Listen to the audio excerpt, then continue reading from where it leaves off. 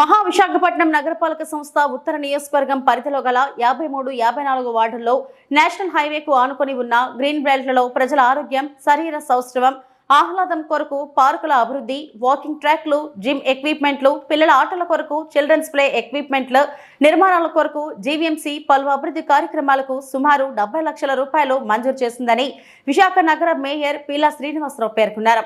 శుక్రవారం ఆయన ఉత్తర నియోజకవర్గం శాసనసభ్యులు P Vishnukumar Raju, 53వ ward corporator బరకత్ Ali, 54వ ward ప్రతినిధులతో కలిసి పలు అభివృద్ధి కార్యక్రమాలకు శంకుస్థాపన చేసి భూమి పూజ చేశారు.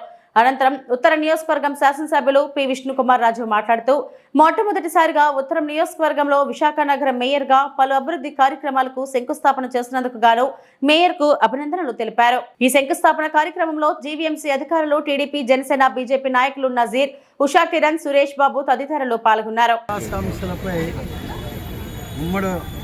అభ్యర్థులుగా పోరాడే నాయకులుగా 3 పార్టీల నుంచి బీజేపీ, జనసేన, తెలుగుదేశం నుంచి నాయకత్వంలో ప్రజలు ఓటేసి ప్రజల సేవ చేయాలి.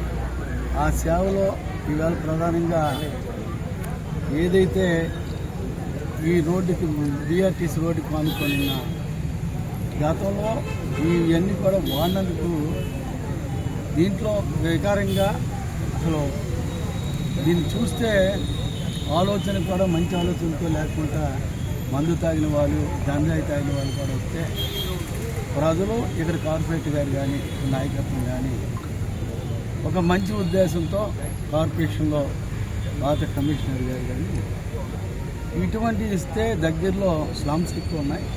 స్లమ్స్ కూడా వాకింగ్ చేస్తే ఆరోగ్యాలు బాగుంటే ఎక్కువగా కంప్లైంట్స్ రావాలని ఒక మంచి ఉద్దేశంతో ఇవాళ వాకింగ్ ట్రావెల్ అక్కడ 20 లక్షలది ఓపెన్ చేసాం. దాంట్లో జిమ్ అవి ఉంటే ఇది కూడా సుమారు 50 లక్షలు 3 ఫీట్ల కింద ఇవాళ ఓపెన్ చేసి మన పెద్దని గారు, మా ఎమ్మెల్యే గారు ఆధ్వర్యంలో ఈ నియోజకవర్గంలో కూడా తమ్ముడు అని పిలిస్తే నియోజకవర్గంలో ఒక మేరుగా అయ్యాక ప్రజలందరికీ న్యాయం చేసే బాధ్యత ఉంది.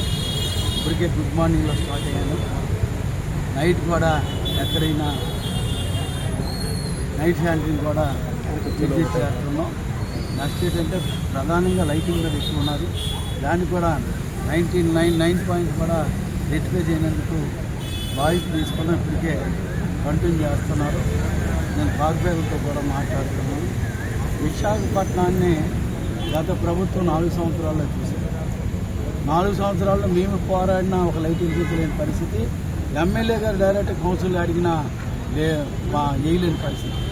ఇప్పుడు ఒకటే చెప్తున్నాను, 95% కూడా